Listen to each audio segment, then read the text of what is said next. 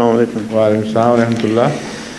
10-15 دن پہلے جی میں اور منصور ایک گھر بیٹھے ہوئے تھے بخاری صاحب کے، تو وہاں اس نے ایک سوال کر دیا کہ ملکہ وکٹوریہ کو مرزا صاحب نے کوئی خط لکھا تھا، چھپا ہوا ہے جی، جس میں انہوں نے کوئی مدد مانگی تھی اپنی، چھپا ہوا خط ہے جی کتاب کی شکل میں، وہ اس میں مدد تو کوئی نہیں مانگی، کہیں بھی کبھی بھی نہیں مانگی، ایک ذرے کی بھی نہیں مدد مانگی۔ وہی وہ وضاحت میں بتاتا ہوں۔ حضرت مسیح موعود علیہ السلام نے ملکہ وکٹوریہ کی تعریف بہت کی اور ایک کتاب بھی شائع کی، باقاعدہ طبع کرائی، تحفہ قیصریہ اس کو بھیجی، اور اس میں ملکہ وکٹوریہ کی حکومت کی بہت ہی تعریف کی گئی، اور اس تعریف کے نتیجے میں علماء نے یہ کہنا شروع کر دیا کہ دیکھ لو یہ تو اقراری مجرم بن گیا ہے، نعوذ باللہ، اور ہم جو کہتے تھے کہ انگریزوں کا پودا ہے، ثابت ہو گیا انگریزوں کے ایجنٹ ہونا، کیونکہ اس میں ایسی تعریف کی گئی ہے اور اپنے خاندان کی، جو سابقہ خاندان تھا، اس کی خدمات کا بھی ذکر کیا گیا ہے، اور اس پر لوگوں نے کہا کہ یہ تو خود کاشتہ پودا ہونا ان کا ثابت ہو گیا، اپنے منہ سے اقرار کرتے ہیں کہ خاندان جو ہمارا تھا وہ خود کاشتہ پودا تھا۔ یہ ہے وہ قصہ جو آپ کو بیان کرنا چاہتے تھے، کوئی الگ پرائیویٹ خط نہیں تھا۔ اس میں 2-3 پہلو میں تفصیلی جواب تو میں اس کا دے چکا ہوں ایک خطبے کی شکل میں، کیونکہ حکومت پاکستان نے جو سو کالڈ وائٹ پیپر ہمارے پہ الزامات کا ایک بلندہ شائع کیا تھا، اس میں ایک یہ بھی اعتراض تھا، تو جو میں نے خطبات دیے جواب میں، اس میں ایک خطبہ اسی کام کے لیے وقف ہے، اس کو آپ لے کر یہاں چھپا ہوا موجود ہوگا اور تفصیل سے لے کے پڑھ لیں اس کو، لیکن مختصراً میں بعض پوائنٹس رکھنا چاہتا ہوں سامنے۔ نمبر 1، جس خاندان کے متعلق کہا کہ خود کاشتہ پودا ہے، اس خاندان میں ایک بھی احمدی نہیں تھا، اس خاندان میں سے۔ حضرت مسیح موعود علیہ السلام کے زمانے سے پہلے کا خاندان ہے۔ جس طرح انگریزی حکومت سے تعلق رکھنے والے بعض خاندان کثرت سے اور بھی تھے جو پنجاب میں پھیلے پڑے ہیں، اور آج بھی وہ بڑے معزز خاندان شمار ہوتے ہیں، ٹیوانا فیملی وغیرہ اس قسم کے لوگ ہیں بہت سارے، جن کو بڑی بڑی جائیدادیں بھی ملی، بڑی زمینیں ملی، اور اس وقت اکثر جاگیردار ہندوستان میں جو مسلمانوں میں سے ہیں، یہ وہی ہیں جنہوں نے انگریزوں کی خدمتیں کی اور انہوں نے ان کو مستحکم کیا اور اس کے جواب میں انعام پائے۔ حضرت مسیح موعود علیہ السلام کے آبائی خاندان میں اگر ایسے لوگ تھے کہ جو انگریزوں کے ساتھ تعاون کرنے والے اور ان کی خدمت کرنے والے تھے، تو اس کے نتیجے میں اگر غدار کہنا چاہیے ساری اولاد کو، تو پھر جتنے یہ خاندان ہیں سب کی اولاد غدار شمار ہونی چاہیے۔ وہ تو بعد میں سربراہ بن گئے تمام سیاسی امور کے، اور اس وقت معزز ترین خاندان ہیں جو سیاسی رسوخ بھی سب سے بڑا رکھنے والے ہیں۔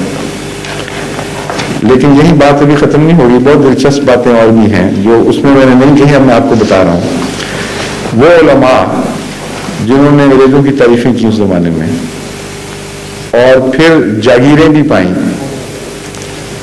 وہی علماء سب سے زیادہ جماعت احمدیہ کے مخالف ہیں یا ان کے ماننے والے ہیں۔ تو اگر وہ غداری تھی اور انگریز کا خود کاشتہ پودا ہونے کا اقرار تھا، تو ان سارے علماء اور ان کے ماننے والوں چیلوں کو بھی غدار اسلام قرار دینا چاہیے اور انگریز کا خود کاشتہ پودا قرار دینا چاہیے، ورنہ ناانصافی ہوگی۔ جس چھری سے ایک گلا کاٹتے ہو پھر اس سے دوسرا بھی کاٹ کے دکھاؤ، کیونکہ حالات وہی ہیں بالکل۔ تیسری بات دلچسپ یہ ہے کہ ان سارے خاندانوں میں سوائے صرف یہ خاندان ہے حضرت مسیح موعود علیہ السلام کے آباء و اجداد کا، جس نے انگریز سے کوئی جاگیر نہیں پائی۔ عجیب خود کاشتہ پودا ہے کہ باقی خاندان جو تعریف کریں ان کو تو دولتیں میسر آئیں، جاگیریں ملیں، حضرت مسیح موعود علیہ السلام جس کا ذکر کر رہے ہیں، جس خاندان کا، اس کو نہ صرف یہ کہ ایک کوڑی کی بھی جائیداد یا جاگیر کسی قسم کی انگریز کی طرف سے نہیں ملی، بلکہ وہ گاؤں جو ان کے قبضے میں تھے 70 گاؤں وہ بھی ضبط کر لیے گئے، صرف 4 گاؤں رہے حضرت مسیح موعود علیہ السلام کے آباء و اجداد کی طرف سے جو ہمارے خاندان کے قبضے میں تھے، اور حضرت مسیح موعود علیہ السلام کے والد نے آپ کو ان مقدمات کی پیروی کے لیے رکھا ہوا تھا جو انگریزی حکومت پر تھے کہ ہماری جاگیر جو کھوئی ہوئی ہے واپس کرو، یہ تو ہمیں مغلوں کے زمانے میں 300 سال سے ملی ہوئی تھی، انگریزوں نے نہیں دی تھی، بابر کے زمانے میں ملی تھی، اور ایک بھی اس میں سے گاؤں واپس نہیں کیا، ایک گاؤں کا 1 ایکڑ بھی واپس نہیں کیا۔ حضرت مسیح موعود علیہ السلام اس کا ذکر کرتے ہوئے کتاب بریہ میں بھی لکھتے ہیں، میں نے اپنے والد کو بہت سمجھایا کہ کیا دنیا کے جھگڑوں میں پیچھے پڑے ہوئے ہو، یہ چھوڑ دو، لیکن وہ ایسے دنیا دار تھے، ان کا وہ ہٹتے ہی نہیں تھے، یہاں تک کہ جو کچھ ہاتھ میں تھا وہ بھی گوا دیا سب کچھ، اور اسی صدمے سے پھر وہ آخر وفات پا گئے۔ صدمے سے وفات کا مطلب ہے دل برداشتہ ہو کے اس دنیا سے اس حال میں رخصت ہوئے کہ گاؤں تو کیا ملنے تھے، جو ہاتھ میں تھا آمد موجودہ جائیداد کی وہ بھی جاتی رہی اس سلسلے میں۔ یہ اقرار ہے انگریز کا خود کاشتہ پودا ہونے کا، اور جو الزام لگانے والے ہیں مولوی محمد حسین صاحب بٹالوی اور اس قسم کے علماء، ان کا ریکارڈ سے ثابت ہے کہ ان کو حکومت کی طرف سے خطابات بھی ملے ان علماء کو، اور جاگیریں بھی ملی، اور پھر ان کی اولادیں انگریزوں کی حکومت میں ملازم بھی ہوئی، اور حضرت مسیح موعود علیہ السلام جن کی تعریف کے نتیجے میں ان پر الزام ہے، انہوں نے اپنی اولاد کو نصیحت کی کہ تم وقف ہو دین کے لیے، کوئی ملازمتیں نہیں کرنی۔ ان کے بیٹوں نے آگے ہمیں نصیحت یہی کی۔ حضرت مسیح موعود علیہ السلام کے خاندان میں آپ کے سب سے بڑے بیٹے میرے والد تھے، 13 بیٹے خدا نے آپ کو دیے، اور 13 کے 13 کو یہ نصیحت کی کہ تم نے حکومت کی کوئی ملازمت نہیں کرنی، اور آزاد رہو، اور اللہ تعالیٰ تمہارا حافظ ہوگا، اور وقف کرو اپنے آپ کو۔ سب نے وقف کیا، بعضوں کا نہیں قبول ہوا، جماعت کی طرف سے یہ رعایت کوئی نہیں تھی کہ کس کا بیٹا ہے اور کس کا نہیں، جو میرٹ پر جماعت کو اس قابل لگتا تھا کہ وہ جماعت کی خدمت میں کام آئے گا اس کو قبول کرتی تھی، اور ابھی بھی یہی طریق ہے، اور جس کو رد کرنا چاہے رد کر دیتی تھی۔ چنانچہ خود میرے پاس میرے بعض بھائیوں کی بار بار درخواستیں آئی ہیں کہ ہمارا وقت کیوں قبول نہیں ہو رہا، ہمیں لیا جائے۔ میں کہتا ہوں نہیں، میں جو پہلے خلفاء کا فیصلہ تھا وہی میرا ہے، تو مگر انہوں نے کیا۔ اصل تو یہ سوال ہے، اور اتنا سنجیدگی سے اتنا ضبط سے کیا کہ ناقبول ہونے کا شکوہ ابھی تک کر رہے ہیں، اور بار بار لکھتے ہیں کہ ہمارا وقت قبول کیا جائے۔ یہ انگریز کا خود کاشتہ پودا تھا، اور وہ جنہوں نے سروں کے خطاب لیے اور بڑی بڑی پھر نوکریاں لی اور جائیدادیں حاصل کی، اور سارے ہندوستان کی سیاست، مسلمانوں کی سیاست پہ قابض ہو گئے انگریز کی عطا سے، وہ اس وقت ان کی اولادیں وزیر بھی ہیں، اور وہ بڑے عہدوں پر فائز اور پاکستان کے اول درجے کے خدمتگار شمار ہو رہے ہیں۔ یہ کون سا انصاف ہے؟ پھر آگے دیکھیے تعریف کس بات کی ہے۔ تعریف اس بات، اس میں لکھا ہوا ہے سب کچھ، کس بات کی تعریف ہے؟ تعریف اس بات کی ہے کہ سکھوں کی ظلم سے تم نے ہمیں نجات بخشی۔ یہ امر واقعہ ہے کہ نہیں؟ پنجاب کی تاریخ سے جو واقف ہے، جو آج ضیاء سکھوں کی پیروی میں ہمارے ساتھ کر رہے ہیں ضیاء صاحب، وہ سکھ ان سے کیا کرتے تھے، بلکہ یہاں تک ہے کہ اذان دینا بھی جرم تھا، کلمہ پڑھنا جرم تھا، اور وہ سزائیں دیتے تھے، اتنی ذلیل سزائیں نہیں دیتے تھے جتنا یہ دیتے ہیں۔ وہاں صرف فرق یہ تھا کہ سکھ حکومت نہیں کرتی تھی یہ کام، سکھ عوام کرتے تھے۔ اور جہاں تک ان کا تعلق ہے سکھوں کے راجہ مشہور، کیا نام ہے ان کا، رنجیت سنگھ، انہوں نے انصاف کروایا، بلکہ ان کے بڑے شاندار واقعات ہیں بعض انصاف کے۔ ایک دفعہ ان کے عدالت میں بھی یہ معاملہ پیش ہوا، سکھوں کا وفد جب سکھ اپنے پورے عروج پر تھے، پیش ہوا کہ فلاں جگہ مسلمان اذانیں دے رہے ہیں اور ہماری عورتیں اور ہمارے کھانے اذانے جاتے ہیں، مگر کہ اذان کی نحوست پڑ جاتی ہے ان کے اوپر، تو ان کو حکم بند کر دیا جائے۔ رنجیت سنگھ نے بلوایا مسلمانوں کے نمائندوں کو، انہوں نے پوچھا کہ بتاؤ یہ کیا وجہ ہے، کیوں اذان دیتے، کیوں نہیں باز آتے؟ انہوں نے کہا بات یہ ہے کہ عبادت ہے، خدا کے لیے عبادت کی خاطر 5 وقت مسلمانوں کو ایک مسجد میں اکٹھا ہونا ہوتا ہے۔ اب وقت بتانا ہوتا ہے، کون بار بار ہر جگہ جا کے کنڈے کھٹکائے اور بلائے، اس لیے خدا تعالیٰ نے یہ نظام مقرر کر دیا، ایک آدمی کھڑے ہو کر اونچی آواز میں اعلان کرتا ہے، سب کو پتہ لگ جاتا ہے، یہ ہمیں صرف ہے تکلیف۔ تو انہوں نے کہا اس کا تو انتظام میں کروا دیتا ہوں۔ جنہوں نے شکایت کی تھی ان کو حکم دیا کہ اذان میں بند کرواتا ہوں لیکن نماز کی اطلاع تمہیں کرنی ہوگی۔ جس کو آپ سکھ کہتے ہیں، ایسا عقل والا فیصلہ ان کو بتا دیا کہ کس طرح ظلم کر رہے ہو، اور پابند کیا حکومت کی طرف سے کہ 5 وقت ہر مسلمان کا دروازہ کھٹکانا ہے، سکھوں نے انتظام کرنا ہے، اور ان کو کہنا ہے کہ جی نماز کا وقت ہو گیا ہے، اور صبح سورج سے پہلے وہ اٹھنے کی بھی عادی نہ ہو یا ہوں گے۔ بہرحال خیر چند دن کے بعد وہ وفد آ گیا سرکار کی خدمت میں پیش ہونے کے لیے کہ جی ہمیں معافی دیں، اذان جاری کروائیں، ہم نہیں یہ معاہدہ پورا کر سکتے۔ اس سے بھی زیادہ جہالت کی باتیں اب پاکستان میں ہو رہی ہیں۔ اگر کوئی ایسے ظلم کے اوپر جو اس وقت مسلمانوں پر تھا اس سے کوئی نجات بخشتا ہے تو مسلمانوں کا فرض نہیں ہے کہ وہ اس کا شکریہ ادا کریں۔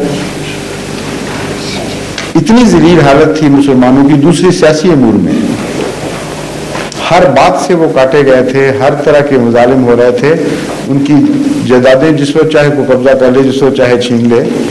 یہ تو رنجیت سنگھ نے بڑا احسان کیا کہ اس نے کچھ حد تک امن پیدا کیا، لیکن اس کے جانے کے بعد پھر وہی شروع ہو گیا تھا، مطلق العنانی آئی، بڑے بڑے مظالم ہو رہے تھے۔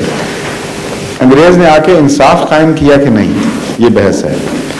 دوسرا، مسجدیں واپس دلوائیں مسلمانوں کی، ان کے اذان کے حق قائم کروائے، ان کے عبادت کے حق قائم کرائے، ان کو تبلیغ کا حق دیا۔ یہ ذکر ہیں، اور مسجدوں کے متعلق لکھا ہوا ہے کہ کتنا بڑا احسان ہے حکومت کا کہ مسلمانوں کو، جو احمدی مسجدیں نہیں تھیں، عام مسلمان مسجدیں واگزار کرا دی، اور فلاں جگہ واقعہ بھی لکھا ہوا کہ ہندوستان میں فلاں جگہ، دوسری جگہ بھی جہاں یہ کیس ہوا مسجد کا، ہندوؤں کا دباؤ بھی تھا، لیکن اس حکومت نے شرافت اور انصاف کا نمونہ دکھایا اور مسلمانوں کی مسجد ان کو واپس کرائی، اس کے حقوق دلوائے۔ اس بات کا شکریہ ادا ہو رہا ہے۔ یہ عجیب ہے آج کل کا رواج، سیاسی رہنماؤں کا بھی دوسروں کا بھی، وہ سمجھتے ہیں کہ چاہے انصاف کا بھی خون ہو رہا ہو، انگریز کو گالی دینا ثواب ہے۔ جہاں سچی بات ہے وہاں تعریف کرنی چاہیے، جہاں ظلم ہے وہاں اس کی مخالفت کرنی چاہیے۔ انگریز نے حضرت عیسیٰ کو خدا کا بیٹا بنایا، اس کے خلاف نہیں یہ بولے، آج بھی نہیں بولتے۔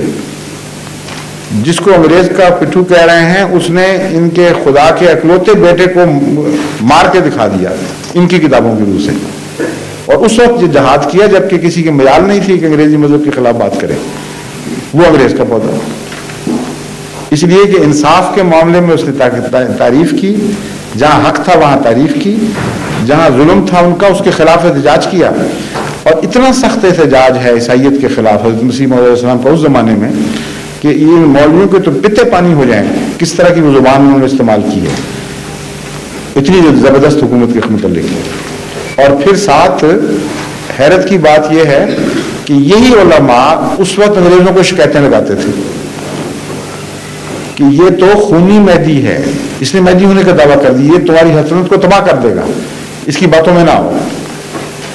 جب یہ شکایتیں گئیں اور میں جب سکھوں کے بعد تم آئے ہو تو جن مسلمان خاندانوں نے تمہارا ساتھ دیا ان میں پیش وہ تھا، اور پھر بغیر اجر کے اس نے کام کیا ہے، باقی کو تو تم پیسے دے کر یا جائیدادیں لے کر لیتے تھے۔ اس وقت مسلمانوں کے خلاف کوئی مفاد نہیں تھا انگریز کے ساتھ، سکھ مقابل پہ تھے، ان سے نجات بخشنے کا معاملہ تھا۔ مسلمان خاندان جو سمجھدار تھے اور مسلمانوں کے مفاد کو سمجھتے تھے، طبی طور پر انہوں نے انگریز کو ساتھ دینا تھا، اس میں کون سی خلاف یا کوئی بات ہے، ان کا کوئی جرم نہیں تھا۔ یہ واقعہ چل رہا ہے، اور لکھنے کی ضرورت یہ پیش آئی کہ حضرت مسیح علیہ السلام خود فرماتے ہیں کہ علماء جا کر میرے متعلق بدظنیاں پھیلاتے ہیں، میرے متعلق میری طرف وہ تعلیم منسوب کرتے ہیں جو میری نہیں ہے، خود ان کی اپنی ہے۔ فرمایا میں خونی مہدی کا تصور رد کرتا ہوں، میں قائل ہی نہیں کسی خونی مہدی کا۔ اسلام تلوار کے زور سے نہ پہلے پھیلا تھا نہ اب پھیلا ہے۔ اس کا جو جہاد کہتے ہیں جس کو یہ میں قرآن کی روح سے رد کر رہا ہوں اور ثابت کیا کہ میں تو کتابیں لکھی ہیں اس غلط عقیدے کے خلاف۔ اگر تمہیں جہاد کا خطرہ ہے، یعنی تلوار کے زور سے زبردستی کسی کا مذہب تبدیل کرنا اور خون خرابہ کرنا، تو میں تو اس کا قائل ہی نہیں ہوں۔ جو شکایت کر رہے ہیں وہ اس کے قائل ہیں۔ یہ ہے مضمون اس ساری کتاب کا، اور ایک ذرے کی بھی کوئی امداد اگر کوئی مولوی یا غیر ثابت کر دے کہ کبھی انگریزی حکومت سے لی ہو تو ہم مجرم۔ وہاں تو احسان بتائے ہیں اپنے کہ ہمارے خاندان نے یہ اتنے تمہیں گھوڑے دیے جب تمہاری لڑائی ہو رہی تھی فلان جگہ، اور اپنے خرچ سے دیے، اتنے سپاہی دیے اپنی جیب سے دیے، اور تم نے اس کے مقابلے پر یہ کیا کہ ہمارے گاؤں قبضہ کر لیے ہیں۔ یہ انگریز کا پودا اس طرح لگتا ہے؟ یہ کچھ سوچنے والی بات ہے۔ عقل کی بات کرے انسان کہ جو ایجنٹ ہے وہ اعلان کر رہا ہے، اخباروں میں چھپوا رہا ہے، کتابیں لکھ کے شائع کر رہا ہے کہ میں ایجنٹ ہوں، اور پھر انگریز کی عقل کہاں گئی تھی؟ اب یہ ذرا سوچئے۔ وہ تو عیسائیت پھیلانا چاہتا تھا بڑے زور سے اس ملک میں، اور یہ ایک اسٹیبلشڈ فیکٹ ہے، ساری ان کی پرانی کتابیں جو تاریخی ہیں اس بات پر گواہ ہیں کہ انگریز کا دایاں بازو اس وقت عیسائیت تھی۔ ہندوستان میں اپنے استحکام کے لیے ایک ہزارہا پادریوں کا جلوس نکالا ہوا تھا، انہوں نے ایک کے بعد دوسرے بھیجتے چلے جا رہے تھے، اور سیالکوٹ جیسی جگہ جو اب مسلمانوں کا گھر سمجھا جا رہا ہے عیسائیوں کا اڈا بن گیا تھا۔ ناروال آپ اب بھی جا کے دیکھیں کتنے عیسائی ہیں وہاں، کیسے کیسے گرجے پرانے پڑے ہوئے ہیں، یوں لگتا تھا سویپ کر جائے گی عیسائیت۔ اس وقت یہ مولوی کہاں تھے؟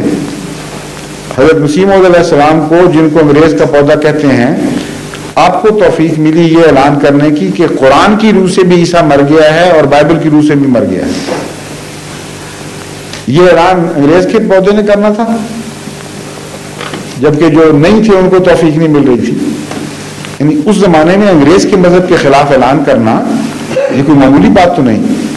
انگریز نے کھڑا اس لیے کیا تھا کہ ہمارے خدا کو مارے، انگریز نے اس لیے کھڑا کیا تھا کہ عیسائیت کا راستہ روک دے اور الٹی الغار کرے اسلام کی طرف سے۔ کیسی عقل کے خلاف بات ہے۔ پھر انگریز نے ایک پودا لگایا تھا، ایسے عقائد اس کو پھیلانے کی اجازت دی۔ وہ کہتے ہیں، مولوی آخر پر یہ بات کہتے ہیں کہ دراصل جہاد سے انگریز کو خطرہ تھا کہ مولوی جہاد کریں گے، اور مسلمانوں کا جہاد کا اتنا روک تھا انگریز پر کہ اس کو ڈر تھا کہ ساری حکومت ہم سے چھین لیں گے۔ اس لیے انہوں نے قادیان میں ایک جھوٹا نبی کھڑا کیا، اور اس سے یہ سودا طے ہوا کہ تم جہاد کے خلاف مسلمانوں کو کر دو تو ہمارا خطرہ ٹل جائے گا۔ یہ ہے کہانی جو آج تک اسی طرح بیان کی جا رہی ہے۔ اب اس حصے کو ذرا دیکھیے۔ پہلی بات، جس سارے ہندوستان کو مغلیہ سلطنت کے باوجود، ہندوؤں کی مخالفت کے باوجود، سکھوں کے زور کے باوجود انگریز نے طاقت سے سر کر لیا تھا، اسے کس مسلمان سے خطرہ تھا جہاد کا؟ جو حکومت کے وقت تو اپنے آپ کو بچا نہ سکا، بعد میں اس نے انگریز کا کیا کر لینا تھا اور کیا کیا؟ دوسرے یہ کہ جس کو اس نے ایجنٹ بنایا تھا جہاد کے متعلق، اس سے ایسا اعلان کیوں کروا دیا جس سے سارا عالم اسلام اس سے دشمن ہو جائے؟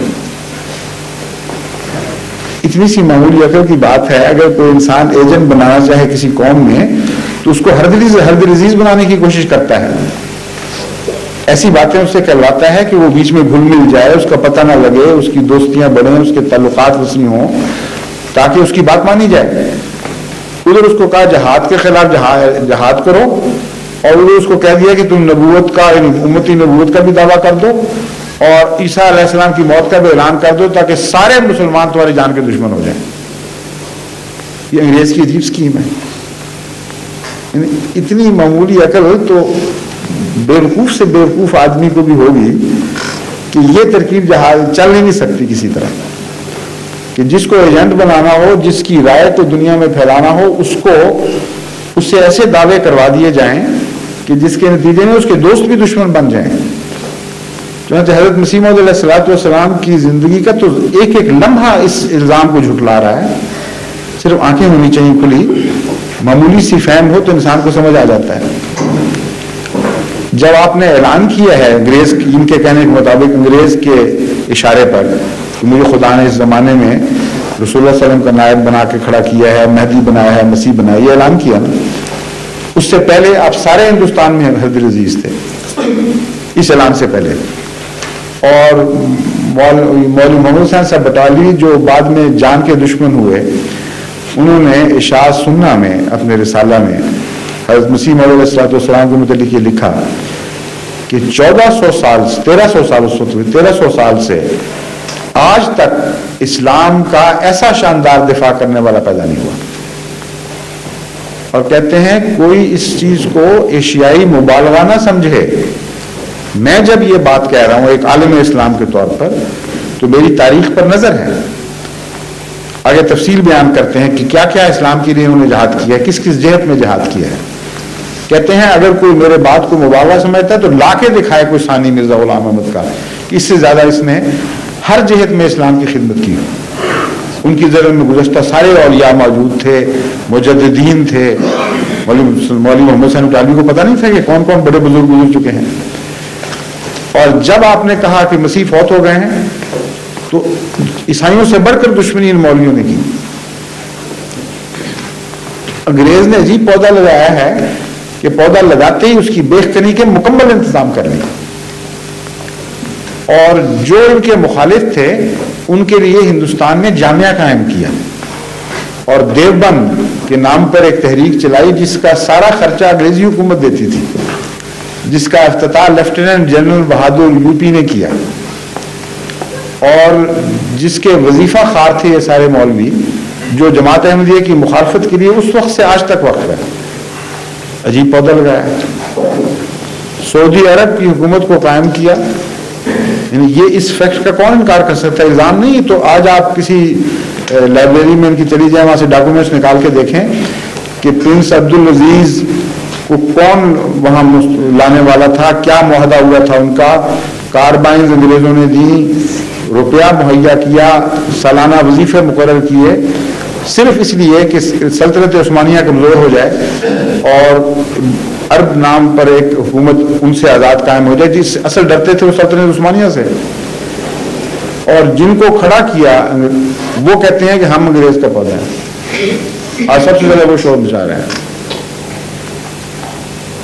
فوجیں تو اس طرح لگتے ہیں ثابت ہو کہ یہ رقم جا رہی ہے، یہ فوجیں جا رہی ہیں، یہ امداد ہو رہی ہے، فارن پالیسی پہ یہ کنٹرول ہو رہا ہے، سارے ڈاکومنٹڈ کام ہے. ان کا معاہدہ پڑھیں تو حیران ہو جائیں گے کہ کتنا ظالمانہ معاہدہ ہے ایک مسلمان حکومت سے انگریز کا، اور وہ مسلمان فرقے سے، اور اس فرقے کو وہاں حکومت دلا کے چھوڑتی ہے. انگریزی حکومت ہر قسم کی امداد کرتی ہے. فارن پالیسی میں جو شرطیں ہیں اس کی یہ ہیں کہ تمام فارن حملوں سے ہم ذمہ دار ہیں تمہاری حفاظت کے، لیکن فارن پالیسی ہماری ہوگی تمہاری نہیں ہوگی. یہ ہم پر الزام لگانے والے ہیں کہ یہ انگریز کا پودا ہے. اپنا حال یہ دیکھ لیں. اور اندرونی پالیسی تمہاری ہوگی لیکن ان شرطوں کے ساتھ، یعنی انٹرنل پالیسیز میں بھی دخل دیا ہوا ہے. اور لطف کی بات یہ ہے ان کی جو حج بند کرنے کی عادتیں پرانی ہیں. انگریز جو عیسائی ہیں وہ شرطوں میں بات لکھواتے ہیں کہ تم مسلمانوں کا حج نہیں بند کرو گے. اندازہ کریں آپ، یہ لکھی باتیں ہیں، چھپی یہاں کتاب ہے وہ ہیٹی کی دی عربس اور فلبی کی جو تازہ چھپی ہے، ہاں وہ بھی ہوگی. اگر آغا صاحب دیکھنا چاہیں تو ایک ابھی جانے سے پہلے آپ کو دکھا دیں گے ڈاکومنٹڈ پروف. بڑا ظلم کرتے ہیں. صرف یہ کہ جو شخص سچائی رکھتا ہے، جو انصاف رکھتا ہے، وہ تو اس بات سے قطع نظر کہ دنیا کیا سمجھتی ہے، جہاں انصاف کا تقاضا وہ پورا کرے گا، اس کی وہ تعریف بھی کرے گا جو صحیح ہے، اس پر کسی سے نہیں وہ ڈرتا. حضرت مسیح علیہ السلام کی یہ بے خوفی بتا رہی ہے کہ آپ معصوم تھے. آپ کو اسلام سے صرف وفات ہی، باقی چیزوں کے اوپر کوئی پرواہ نہیں تھی. دنیا کے شہرت کے لیے آپ نے نہ اپنا کبھی مسلک بدلا، نہ اسے کبھی چھپایا، نہ پرواہ کی کہ کوئی اس سے کیا کہتا ہے. یہ انتہائی جرأت مندانہ فعل ہے. یہ ان کو نظر نہیں آتا، ان دنیا داروں کو. بحیثیت سیاستدان آپ کو پتہ ہونا چاہیے کہ ایک غلط بیان آپ دے دیں غلطی سے سمجھ کے کہ میں پاپولر ہو جاؤں گا، اور لوگ مخالف ہوں تو ہزار ہیلے کرتے ہیں بعد میں کہ نہیں جی یہ اخباری نمائندے نے غلط سمجھا تھا مجھے، میں یہ نہیں کہنا چاہتا تھا، یہ کہنا چاہتا تھا. مرزا صاحب سے اگر ایسی کوئی غلطی ہو گئی تھی کہ جس سے دشمن ہوئے مسلمان نعوذ باللہ من ذالک غلطی سے، تو توبہ کرتے، الٹا آگے بڑھنا شروع ہو گئے. ہر وہ بیان دیا جو لوگوں کو کڑوا لگے. یہ تو مرد انسان کیا کرتا ہے جو اصولوں پر قائم ہو اور کسی دنیا والے سے خوف نہ کرتا ہو. اس لیے جرأت سے اس وقت تعریف کرنا بھی ایک آپ کی بہادری تھی، اور یہ رسول اللہ صلی اللہ علیہ وسلم کی سنت تھی. حضرت صلی اللہ علیہ وسلم نے یہ بات سکھائی کہ من لم یشکر الناس لم یشکر اللہ، کہ جس نے بندے کا شکر نہیں کیا اس نے خدا کا بھی شکر نہیں کیا. آپ کا شکر مندی کا جذبہ ایسا عظیم الشان تھا حضرت صلی اللہ علیہ وسلم کا کہ ایک جنگ کے موقع پر فتح مکہ کے بعد جب قیدی آئے تو ان میں حاتم کی قوم کے قیدی بھی تھے، حاتم کی بیٹی بھی تھی. حضرت صلی اللہ علیہ وسلم نے یہ پسند نہیں کیا کہ حاتم جس نے جو لوگوں پر احسان کیا کرتا تھا اس کی قوم کو غلام بنائے، اور فرمایا کہ یہ جذبہ احسان مندی کے خلاف ہے. اس نے انسانوں پر احسان کیا تھا، میں احسان اتارنا چاہتا ہوں. اور فرمایا کہ اور اس طرح ترکیب کی کہ یہ تو نہیں کہہ سکتے تھے زبردستی سب کو کہ تم اپنے حصے کے قیدی چھوڑ دو، اپنے حصے کے ان کے مال چھوڑ دو. یہ بھی پسند نہیں کرتے تھے زبردستی کرنا دوسروں پر. آپ نے اعلان کیا کہ جو کچھ میرے حصے کا میں معاف کرتا ہوں، ہر قیدی میرا آزاد، ہر مال میرا ان کو واپس. تمام صحابہ نے اعلان کر دیا کہ ہم اس میں سے کچھ نہیں لیتے، سارے قیدی آزاد اور سارا مال واپس. یہ احسان مندی اپنے آقا سے سیکھی تھی مسیح موعود علیہ السلام نے. نعوذ باللہ کسی مولوی کے چلے تو نہیں تھے کہ احسان ہو چاہے ساری عمر کے بھی احسان ہو کسی کے، جب آنکھ بدلنے چاہیں پرواہ ہی نہیں کرتے کوئی. بھٹو سے انہوں نے یہی کیا.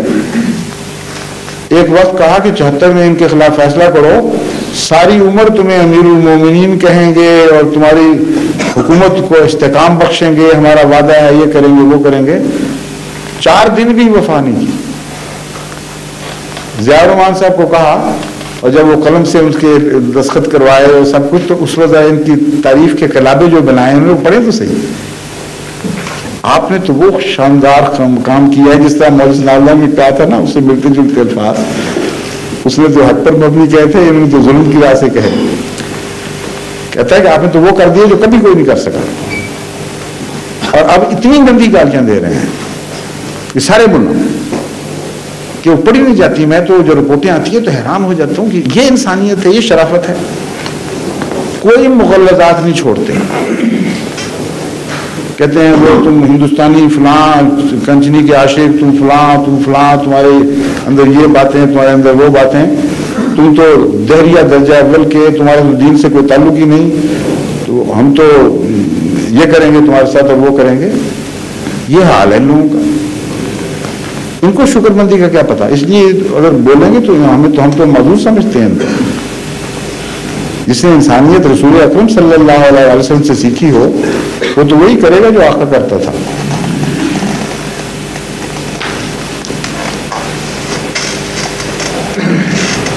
اور کوئی سوال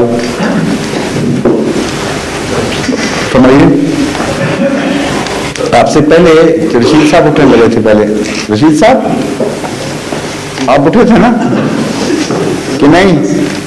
سوال تو ہے لیکن باہر سے ہوگا. نہیں میں تو وہ بھی باہر کے نہیں، وہ یہیں کے ہیں. ان سے پہلے آپ اٹھے تھے نا کہ آپ آ جائیں، آپ کے بعد پھر میں ان کو بلاؤں گا.